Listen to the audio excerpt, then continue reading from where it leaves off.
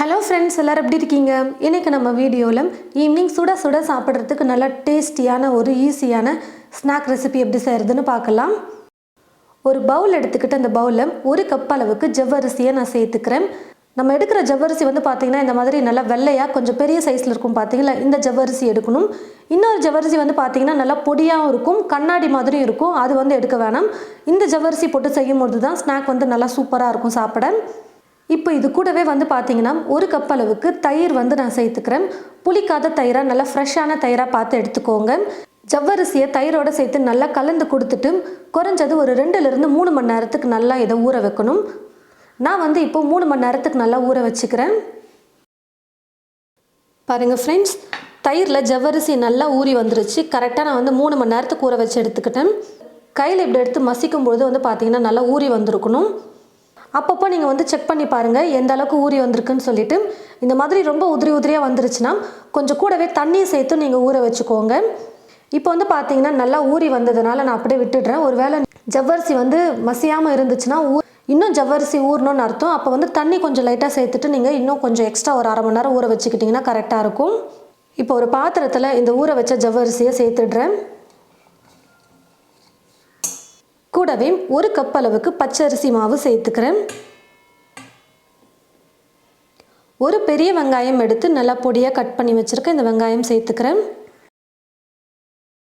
கூடவே காரத்துக்கு 3 பச்சை மிளகாய் எடுத்து நல்லா பொடியாக கட் பண்ணி வச்சுருக்கேன்.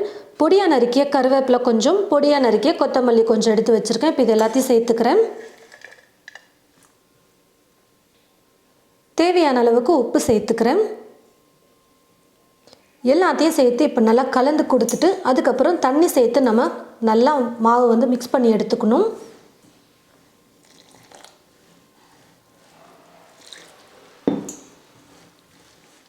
தண்ணி கொஞ்சம் கொஞ்சமாக சேர்த்து எல்லாத்தையும் நல்லா மிக்ஸ் பண்ணிக்கிட்டேன். பாருங்கள், இந்த அளவுக்கு கொஞ்சம் சாஃப்டாக இருக்கிற மாதிரி நம்ம பிசைஞ்சுக்கணும். ரொம்ப இலக்கமாகவும் இருக்க வேணாம். அதே மாதிரி ரொம்ப கெட்டியாக இருந்தாலும் கல் மாதிரி ஒரு ஸ்நாக் எண்ணெயில் போட்டு பொரிச்சு எடுக்கும்போது கொஞ்சம் எடுத்து நம்ம உருண்டை பண்ணி போடுற அளவுக்கு இந்த அளவுக்கு கொஞ்சம் இலக்கமாக இருந்தால் கரெக்டாக இருக்கும். ஒரு 10 நிமிஷத்துக்கு அப்படியே இந்த மாவு ஊறட்டும். அதுக்குள்ளே நம்ம கடாயில் எண்ணெயை ஊற்றி வச்சுட்டு எண்ணெயை காய வச்சுக்கலாம்.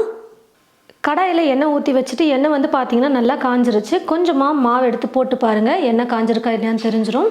இப்போ எண்ணெய் நல்லா காஞ்சி வந்துருச்சு. ஒரு பாத்திரத்தில் தண்ணி எடுத்து வச்சுக்கோங்க. தண்ணியில் கையை நனைச்சிட்டு அதுக்கப்புறம் நம்ம மாவு எடுத்து போடும்பொழுது கொஞ்சம் கையில் மாவு ஒட்டாமல் இருக்கும், ஈஸியாக இருக்கும் மாவு எடுத்து போடுறதுக்கு. அப்பப்போ கரண்டியை வச்சு பார்த்தீங்கன்னா திருப்பி கொடுத்துக்கிட்டே இருந்தீங்கன்னா நல்லா எல்லா பக்கமும் வெந்து வந்துடும். போண்டா பார்த்தீங்கன்னா நல்லா வெந்து கலரும் மேலே நல்லா மாறி வந்துருச்சு. இப்போ இந்த மாதிரி ஒரு வடிகரண்டியை பயன்படுத்திக்கிட்டு நம்ம எடுத்தோம்னா இருக்கிற எக்ஸ்ட்ரா எண்ணெய் நல்லா வடிஞ்சு வந்துடும். இதே போல் மீதி இருக்கிற மாவையும் நம்ம எண்ணெயில் போட்டு போண்டா செஞ்சு எடுத்துக்கலாம். ஈவினிங் சாப்பிட்றதுக்கு ரொம்பவே சுட சுட டேஸ்டியாக நம்ம ஸ்நாக் ரெடி பண்ணிட்டோம். எப்பவும் ஒரே மாதிரி போண்டா செய்யாமல் இல்லை ஒரே மாதிரி ஸ்நாக்ஸ் செய்யாமல் கொஞ்சம் இந்த மாதிரி நீங்கள் ட்ரை பண்ணி பாருங்கள். ஜவ்வரிசியை போட்டு செஞ்சுருக்கிறதுனால ரொம்பவே சூப்பராக இருக்கும். மேலே நல்லா கிறிஸ்பியாக உள்ள சாஃப்டாக இருக்கும். சுட சுட நீங்கள் இந்த மாதிரி செஞ்சு கொடுத்தீங்கன்னா ரொம்பவே விரும்பி சாப்பிடுவாங்க. ஜவ்வரிசி பார்த்தீங்கன்னா நல்லா ஊற வச்சுக்கோங்க. கையில் எடுத்து ஜவ்வரிசியை மசிக்கும் பொழுது நல்லா மசிஞ்சு வரணும். கொஞ்சம் கெட்டியாக இருந்தாலும் இன்னும் கொஞ்சம் நேரம் ஊற வச்சுக்கலாம். கொஞ்சம் ட்ரையாக இருந்தது அப்படின்னா கொஞ்சம் தண்ணியை லைட்டாக சேர்த்துட்டு ஊற வச்சுக்கோங்க. எண்ணெயில் நல்லா நீங்கள் ஃப்ரை பண்ணி எடுத்துட்டிங்கன்னா போதும். இந்த ஜவ்வரிசி பார்த்தீங்கன்னா நல்லா மொறுமொறுப்பாக இருக்கும். சாப்பிட்றதுக்கு அவ்வளோ சூப்பராக இருக்கும். கண்டிப்பாக நீங்கள் உங்களுடைய வீட்டில் இந்த மாதிரி ஸ்நாக்ஸ் செஞ்சு பார்த்துட்டு எப்படி இருக்குன்னு சொல்லிட்டு மறக்காமல் கமெண்ட் பாக்ஸில் கமெண்ட் பண்ணுங்கள். இந்த வீடியோவை மற்றவங்களுக்கும் ஷேர் பண்ணுங்கள்.